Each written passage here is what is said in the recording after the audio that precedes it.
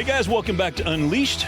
And remember, we are the Resistance. And as always, we are so glad you are tuning in with us. And we have with us Eric Foley. Eric, I have not seen you again in several weeks. You were like torn down recording somewhere else, I think, right?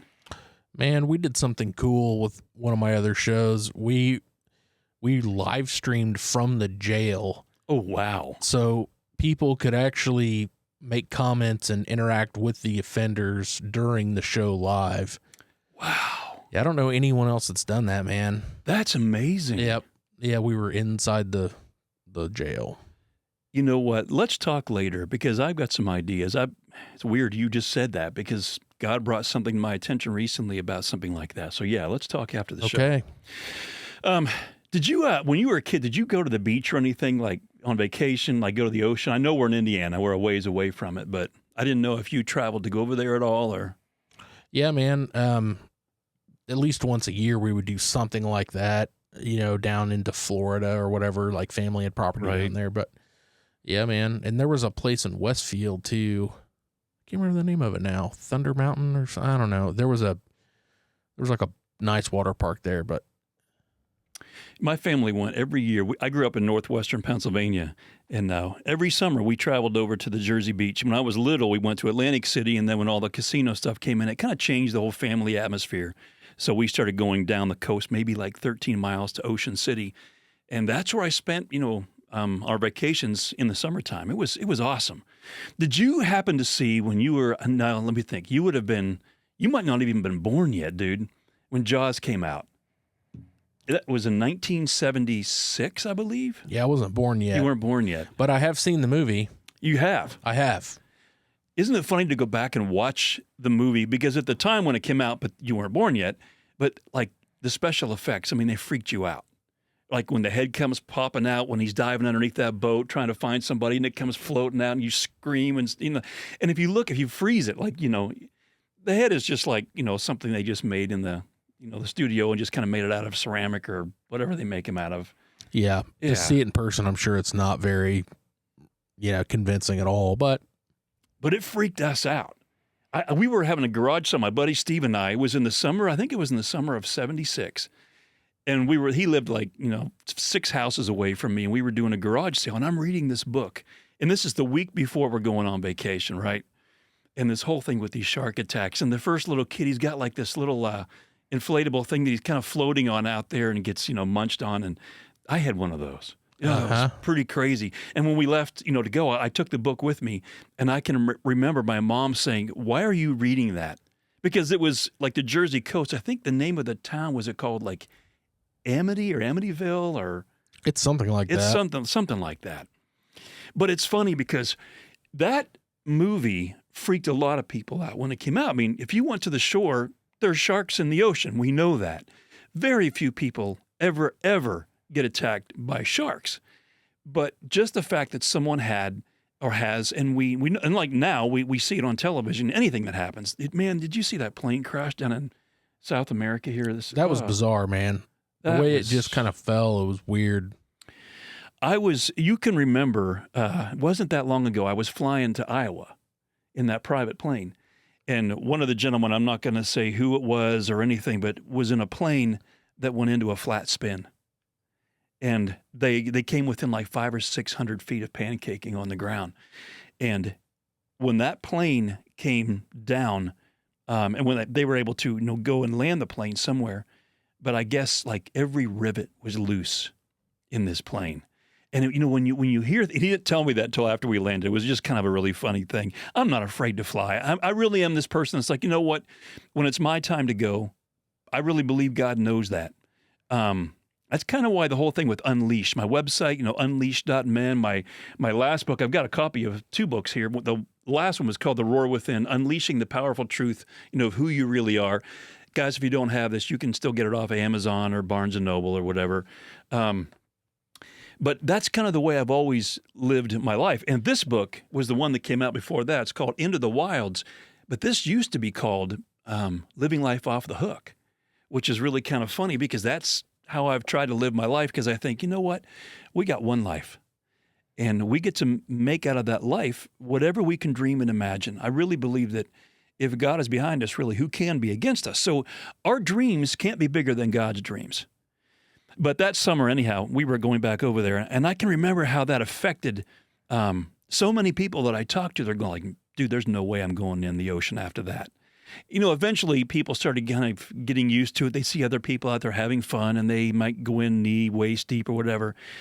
But what's really amazing to me is how things that can happen to us, especially in our childhood and growing up, can really form our belief systems. Today's podcast is really going to be about, what's holding you back? What's holding you back from the life that you've always wanted? What keeps you paralyzed and not willing to take the risks that you might need to do in order to get to where you want to be?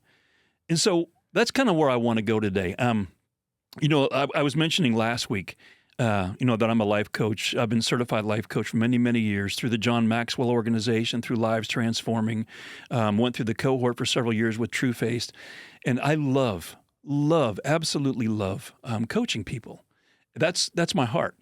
And, you got two different kinds of coaches. You've got trained coaches, the ones that they've got the knowledge, but they really don't have the life experience yet. And then you have those transformed coaches, the ones who have worked the words into their life. And so a trained coach can be great for information, but someone who can really get into your life and ask you the right questions to move you forward, that's what you're looking for when you're looking for a life coach. You're looking for someone who's been transformed, because they're not the ones that are going to give you the answer, because in coaching, it's not about giving you the answer. It's about asking the right questions to help you get to what the answer is for you. Because my experiences might not be the same as yours. Our goals aren't going to be the same. So, and I'll talk about this a little bit later, but it's really fun. I had a call after I mentioned this on last week's podcast, and I didn't know the person, and they were like, man, I just heard you do life coaching, and over the phone right there, we had a conversation. He's like, yeah, get me signed up right now. I love that. One of the things I said on this call was, I'm so glad this wasn't like you're calling because, your wife's making you call, or, there's some reason you have to call, right? Some legal thing. But this person's like, I want to be different. I want to be better than I am now. I want to be challenged. It's like for a teacher, when you have a student that's asking questions, you want that student, you want that person, because they're going to work on it. And that's the lives that are going to be changed. So, and I'll tell you a little bit more about that in just a little bit. But, I had a life coach for many years. I think it's really important that if you're going to be out coaching others, that you've got one yourself. It's that speaking from experience kind of thing. And I can remember one time talking to him, and I said, I'm struggling because I'm only making this much money this year. And he said, well, how much more have you made in other years? I said, I stay like within $5,000, and I'm not on salary. Like you said, I'm self-employed, and I speak and I write books and do things. And he said, I find it interesting that you only have made this much money consistently for how many years it's been now.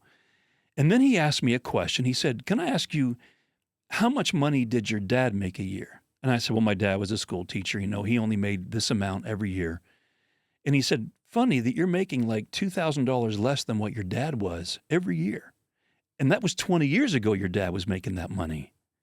And so then he asked me some questions. He said, you've got some self-limiting thoughts that are keeping you trapped in a mindset that that's all the more money that you could make or should make. And so we worked through that stuff, and he was able to ask me the right questions. And what it kind of came down to was I looked up to my dad. It's almost like I didn't want to surpass him because I held him in high regard. And I don't know if it was a false humility or whatever it was, but I felt that I shouldn't make, more money than he did.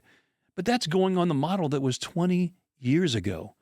But there were some beliefs that I was buying into, and what he was able to do was really listen to me and ask me the right questions. I talked about this in the podcast, I think it was last week, where I was talking about GUIDE, G-U-I-D-E, that disarming technique that I shared with you all. And if you remember, I stands for inquiry. You're asking questions.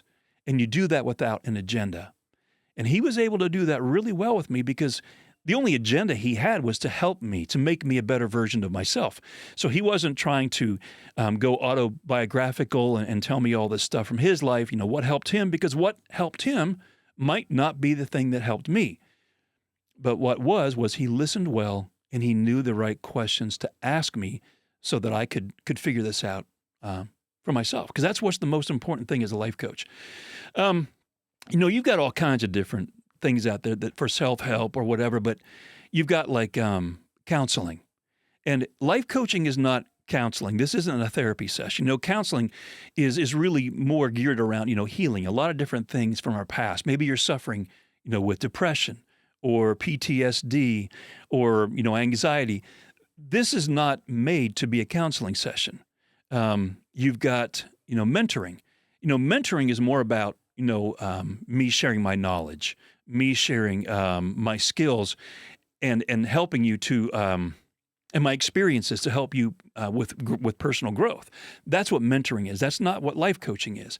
Discipleship, these are all closely related, but they're all different. Discipleship is really helping you know God and teaching you how to walk with God. But life coaching, what it does is it addresses the performance gap, the difference between what a person knows or understands and then what they do. So, if you're stuck and you need someone who can help you discover what's holding you back so that you can see those changes be made, I would highly recommend you find a life coach. And I'll tell you more about it. You can go to unleash.men. You can go to, I think it's under resources, and you can see life coaching or coaching underneath that. And, I'm only going to be taking about 6 new clients between now and the next 12 weeks, starting on September 1st. So if you're interested and you want to have a conversation about moving forward, man, just go to the website, type in the information, and we'll have a good conversation. The other thing I wanted to say, on the unleash.men, we have the Unleashed Plus. Now, if you're listening to this is free. But unleash.men, when you go to the Unleashed Plus, it's a subscription. And I wanted to tell you something because I want you guys to have a gift. It's worth so much more than this, but I've knocked the price. Now get this, from $9.99 a month down to $1.99 per month. And for the year, instead of $99 for the year, it's $9.99. $9.99. I mean, this book, The End of the Wild, you get the free audio book of this. My Drive Time Adventures, where I have all these different stories, and just like you're there, all the sound effects is there. There's whitetail wisdom segments. There's conversations with whitetail masters. There's just a lot of stuff, music, all kinds of stuff. So again, just go to unleash.men and go to Unleash Plus, and that's really cheap. I mean, just getting the audio book alone, it's worth twice that. So, okay. Let me see here. So within life coaching, that's kind of where we're going today, because I want to help you get unstuck. I don't know, but some of the questions last week that we had, one of the guys is like, man, I feel like I'm in a fog and I can't find my way out of this. It would be really nice if you had someone you could just tap into that cares enough about you to say, well, let's get you unstuck. Let's help you find out what's causing the fog, and then help you find your way out of this. And that's what life coaching does. So there's really 3 elements that I want to talk about with this. So the first thing with life coaching is it creates greater awareness. You may not be aware of the things that you're doing or not doing that you need to do to get out of that fog, to get unstuck, to reach those goals and dreams and things that you've always had.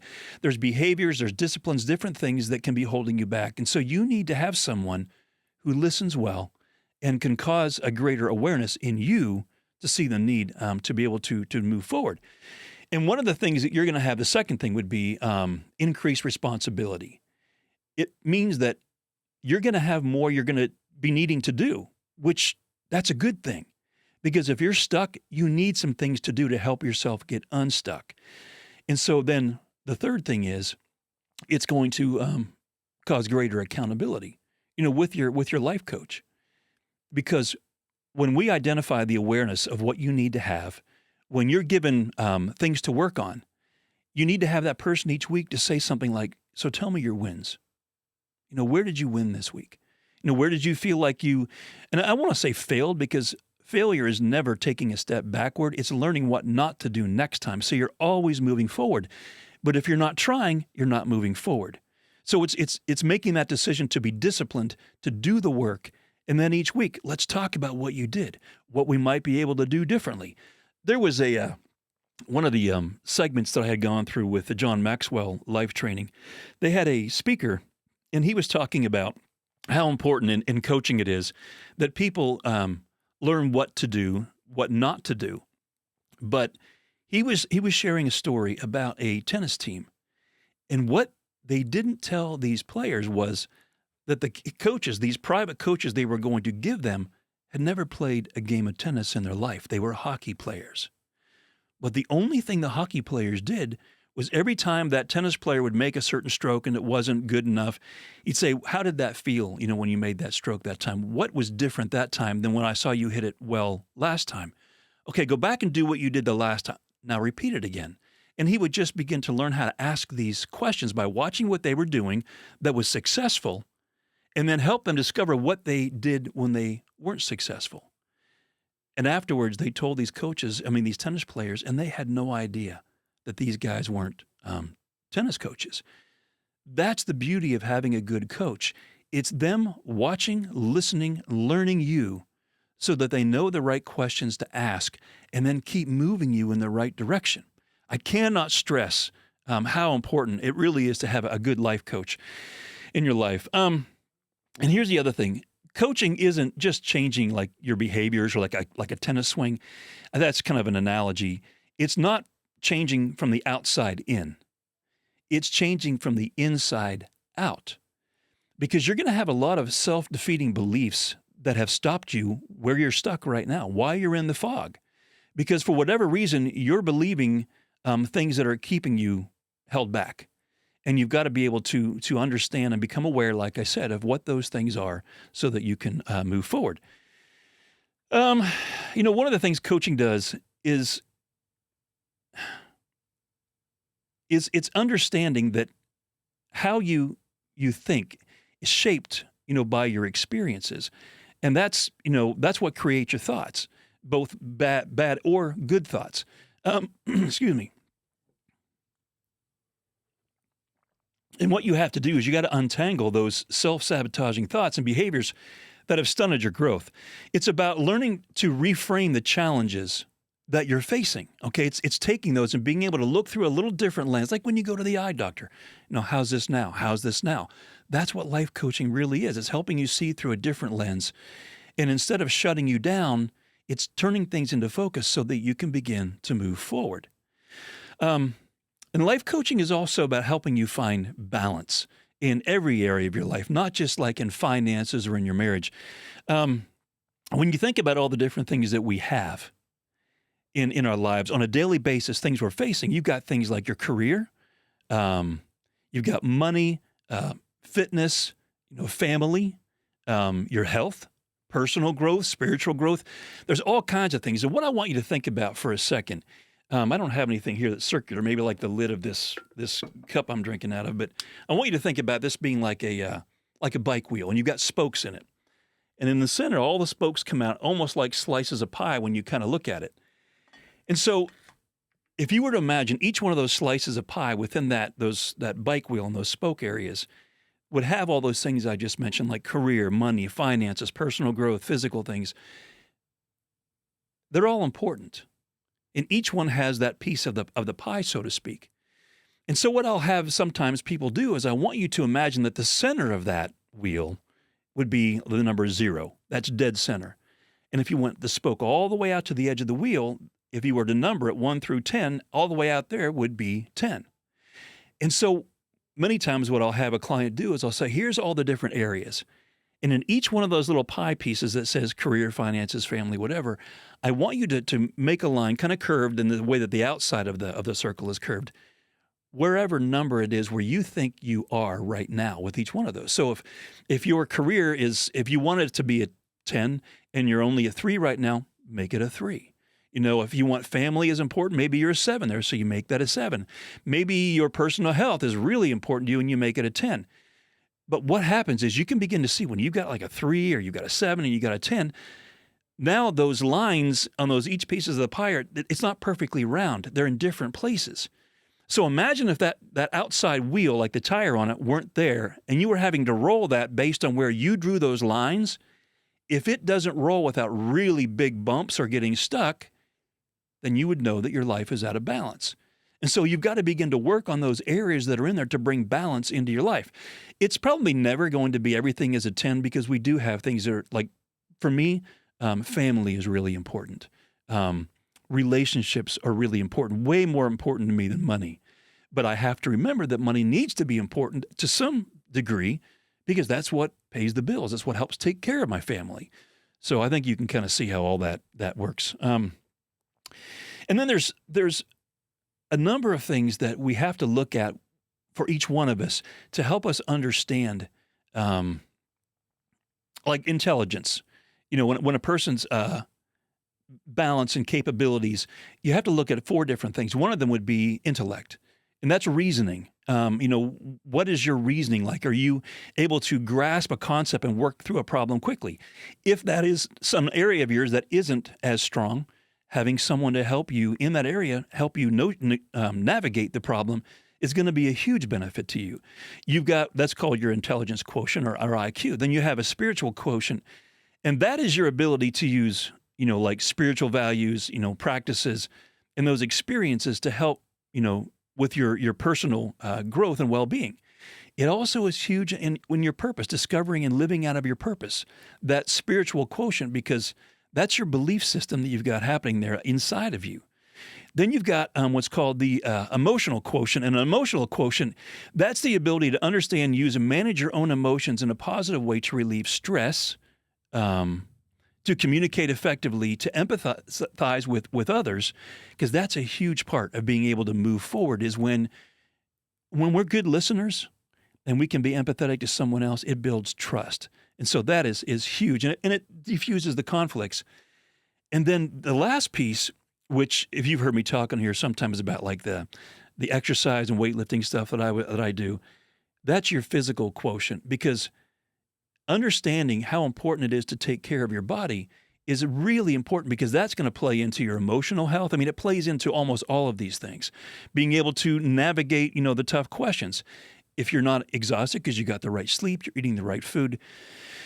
So anyhow, you can see how all these things really work together to help make you the best you that you can be. I was doing some coaching for a company called Jump Setter probably about 7 years ago. And the reason that they brought me in to be a coach was partly because I do love listening to people and helping them navigate through some really tough issues. And some of the clients, this was a company, and their salespeople, they wanted them to be coached. And I can remember this one client, and he was a mess. And he was starting to drink pretty heavily. And so as I began to ask some of the questions, so help me understand what's causing the breakdown where you're needing to drink. And he said, I kind of had some goals set for myself, what I thought I'd be making financially. And I moved my family to this one location, and we're not making near the money we need to make with me being a salesperson. And I said, well, why do you think that is? And he said, I think there's a couple of things. And this is kind of the shorter version of what ended up coming to what the reason was. But there was a couple of reasons. One, because he thought that his family or his boss or his coworkers would think more of him if he could close the deal with all the names he had in the pipeline that he was trying to make sales to, that he'd have more worth and value. You know, he'd be the big man on the totem pole. He'd get the job title that was bigger and the bigger paycheck and bonuses. And when he would go to make the sale, if he got nervous thinking he wouldn't make it, he'd start putting more pressure on the client. Well, what did that end up doing? It ended up making the client, the person that owned the business he was trying to make the sale to, get really uncomfortable. They would start to feel pressured, and then they would start to feel like maybe he was just kind of throwing them a sales pitch. Trust was broken. And so as we began to navigate through those beliefs, he was self-sabotaging is what he was doing. It was because his worth and value came from what I just said. And when I finally helped him understand that when you go to this client, your job is to help them be successful, not to create you to get a big paycheck or to have a bigger title or everyone to love you and like you and you won the free trip to Hawaii because you sold more than anybody else did that month. Your job is to help the client be successful. So when you go in there, if your worth and value isn't attached to those other things, now you legitimately can go in there and say, what are you looking for? How can I help? Here's what I have to offer. And if that's not what you need, then maybe I can help you find someone else that can deliver what you're needing. Well, guess what that immediately does?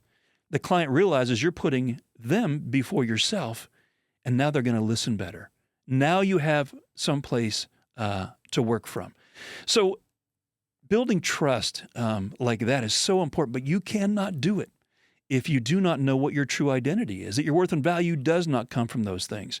And we all buy into that. Let me take it from a business application, because that was a business area. Let me take it to more of a personal one. And I shared this a long time ago in one of the earlier podcasts, but I think it's important to kind of bring it up here. On a personal front, there was a man who and one of the things holding him back, so this applies, was, he would get to his office and he would find himself, kind of getting bored with work, and he'd start logging in and looking at pornography. And over time, he developed an addiction to pornography. And one night, and he had gotten some help for it, and his wife thought this was all over with. He was done with it. But, she had the filter and everything on the computer. Well, of course, he figured a way to go around it. I don't know whether he was using his phone or whatever it was, but his wife found out that he was looking at porn again. And she kicked him out of the house. And so by the time I met this guy, I was speaking in a church where this man had been on the leadership team. And when I got there that morning, he had been kicked off because it was that weekend his wife had found it, that he'd been looking at porn again. She told the church, then she kicked him out of the house. They kicked him off the leadership team and all this. And by the time I had a chance to speak with him in the back room, he was a mess. He was a crying mess. And so I just sat down and I started off with empathy by saying, first of all, I am so sorry, that this happened in your life. I'm sure this is really hard for you. It's got to be painful for you, for your wife, for your kids. And I'm really sorry that you bought into some lies that made you think that was the right thing to do. Because those lies that you bought into, they didn't come from the real you. See, this man was a believer. So I always start off by saying, it's not the real you that bought into the lie. You bought into the lie, but the enemy is the one that placed that lie in your thoughts. And so we sat down, and eventually what I was able to do with this man was I just made two columns. One said advantages and one said disadvantages. And I began to ask questions of him. I said, so let's kind of play this out. What are some disadvantages of what just happened to you this weekend? I wasn't assuming. I wasn't trying to have an agenda. I literally was asking him, what are the things that you're suffering from because of what just happened? And he said, well, my wife has kicked me out of the house, and I can't come back until I get counseling for my addiction. So I wrote that down, disadvantage. I said, is there anything else? He said, yeah. He said, she manages the money. I don't even know how to start paying the bills. So I wrote that down. He said, she does all the grocery shopping. I don't even know how to cook or shop. So I wrote that down. And then finally he said, I was kicked off the leadership team when I got here this morning, and I'm totally humiliated. So I wrote that down. I said, so let me ask you some more questions then. I said, give me the advantages to what just happened. And he just looks at me and he goes, there's no advantages. And this is where having someone who really cares about you and can ask the right questions is so important. So I said, well, let's look at the first one that you said was a disadvantage. You said, I've been kicked out of my house and I can't come back until I get help from an addictions counselor. He said, well, I already called and made an appointment. We're getting together Wednesday. I said, oh, so now is that an advantage or disadvantage that you're going to get help for your addiction? He said, well, I guess that's an advantage. I said, what about paying your bills? You're going to have to learn how to do that. Is that a good thing or a bad thing? Advantage. Shopping, cooking, advantage. And then he looks at me and he says, but what about the last one? I was let go from the leadership team and I'm totally humiliated. And I just looked at him and I said, well, let me ask you this question. You're a believer. Is it a good thing or a bad thing to learn how to walk in humility? Moved it over to the advantage column. And he said, how did you just do that? I said, all we did was just kind of break down these distortions that you were buying into, that you would believe these are bad things. So now when you take that and you apply it to where you're caught in the fog right now, and you're thinking being in the fog is a bad thing. Well, if I were to ask you enough questions, we could probably get down to, well, maybe why the fog, being in a fog right now, might be exactly where you need to be. Because for some of us, you wouldn't get moved off ground zero, to use that kind of a phrase, to go somewhere else, unless all of a sudden the rug kind of got pulled out from underneath you, leaving you feeling like you're in a fog, because God has an amazing plan. But if you're not willing to move off center, you're never going to discover that. So are you willing to risk doing something different?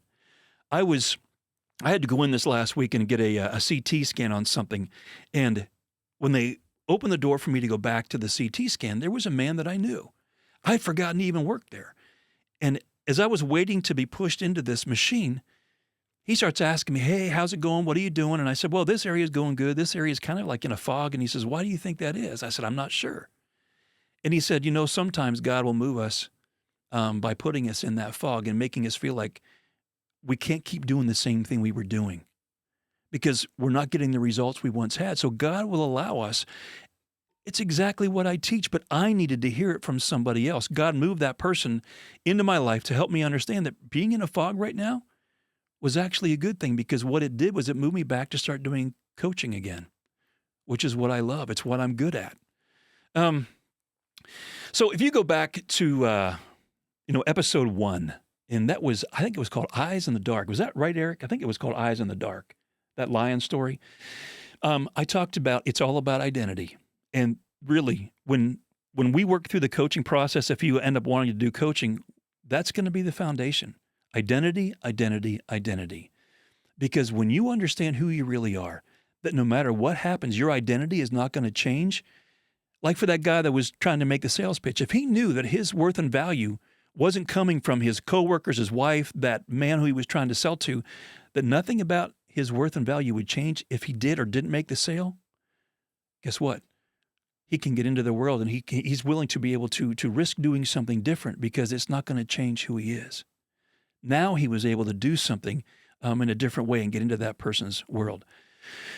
It was funny talking about the coaching. Let me share a personal story because this is kind of big. God always has a way with me, sometimes when I'm in a fog. If he shows me something and I'm asking God, was that you? I've talked on here before. I can look at the emotions that my thought creates because that's how I know. Is it causing fear, anxiety, worry, doubt, shame, guilt, whatever? Those things I'm going, yeah, that's probably not the direction I need to be going. But when it creates things like joy and peace, then I know that I'm starting to find my way out of the fog. You have to look at the emotions you're experiencing when you start thinking these new thoughts. And so I'm sitting on the couch and I was just contemplating, going, God, do you want me to start going back and doing life coaching again? Why I stopped doing it, I think it was because my speaking events had gotten to be so heavy that I kind of thought, I just don't have the time. So I kind of backed off of it a few years ago. And then with the economy being as bad as it is right now, God got my attention by some of the speaking events started to go away. And he's like, I want you to do something else right now. And so my stepdaughter was sitting on the chair. She's 21. And she was saying, I think I might like to either be like a therapist or maybe like a life coach. And she goes, don't you do some stuff like that? And I said, it's kind of funny you brought that up because I did for years. I actually even certified life coaches to go out and train others. I said, kind of funny you brought that up. And so when I walked away from that, I started thinking, God, was that you getting my attention? Well, there's the first thing. So the very next morning, I go up to my office. Everybody was gone. And I was really feeling that fogginess like I was talking about. And I got down on my knees and I began to pray. I said, God, if you want me going back into this, would you be willing to? I do trust you, but it's kind of like the doubting Thomas thing. I need to see the nail scars in your hands. Would you be willing to show me that? And I had been down on my knees praying to God, humbling myself and just seeking my Father's will. And when I stood up, I felt him say, pick up your cell phone. That's kind of weird. And I picked it up and I opened it. And it was off of a social media page that it wasn't on there when I had set the phone down. And it was a picture, and it said, Unleash Your Inner Coach. It was from the John Maxwell organization, which that's one of the places where I'm certified through. Well, what's the name of my website? Unleashed Men. What's the name of this podcast? Unleashed. Well, that was really interesting, God. That's kind of funny. I believe that's really you, but can you show me something else? I did the podcast on Monday. And on Tuesday, I got a call from somebody from out of state. And he goes, man, I just heard in there that you happen to do coaching. Are you really starting to do that again? I said, yeah. I said, I really believe that's where God's called me back to. And we talked for a minute. And I said, you know what? If you want to go talk to somebody else and find someone, he goes, no. He said, I've been listening to your podcast. He goes, I need this. I want to move forward. Bingo. That's what I want. You know, you ask the questions, well, like, were you sent here by your wife or some legal thing? No, I just really want to be able to be a better version of me. There was the third thing. That's how God, works with me, but it's because I really want to see people move forward. So on the website, theunleashed.men, you can go to resources, you can find the life coaching, but let me just kind of end up with a couple of things here. So what is, I'm calling it Unleashed Men, life coaching. So here's what I wanted to, I put a few things down here I want you to listen to. Imagine a relationship that is entirely focused upon you. Imagine, someone listening to you rather than just hearing you. We all want to be listened to. I mean, really heard what someone said. They hold you capable. They inspire you toward your dreams and your aspirations. It's someone who's genuinely curious about who you are and who and what you want to be. It's someone that just might even be more committed to what you want to achieve than what you are. They don't have an agenda other than your growth and your success. It's someone who sees the immense potential of your true essence. It's someone who can help you finally break free from the prison of self-limiting talk that has sabotaged your growth and success in the past. It's someone that doesn't focus on past sins or mistakes. But what they're doing is they're instead focusing on helping you with the identity that you really have. Because getting to that root is going to help you overcome. You have to know who you really are. They're going to help you see the challenges that you're facing as gifts, and they're going to use those to teach you how to launch you forward. They're going to give you words of life and encouragement. It's going to be a relationship that's built on words of life rather than shame and condemnation. It's a relationship that is going to help build you to engage. You're going to be equipped, and you're going to be empowered, and you are going to become the best possible you that you have ever been. If that's what you really want to do, I want to be able to walk with you forward through all that stuff. And I want to end this with the same thing that I say all the time, because this is a quote that I wrote years ago that has really been an inspiration for me, and I hope it is for you too. And it simply says that when a man knows who he is in Christ, that he's been created in the image of the living God, when he is no longer held captive by the opinions of others or cares whether he lives or dies, that man is now extremely dangerous for good, because he's been unleashed. So if you're really ready to unleash your full potential, man, reach out to me. Go to the Unleashed.men website and go to the resources and coaching tab. You'll see some information there where you can give me your phone number, email, kind of tell me what you're looking for. I'll give you a call and we can start to move forward together. Anyhow, with all that to say, you are loved. Your strength is needed. Keep being dangerous for good. Keep being unleashed. We'll see you next time.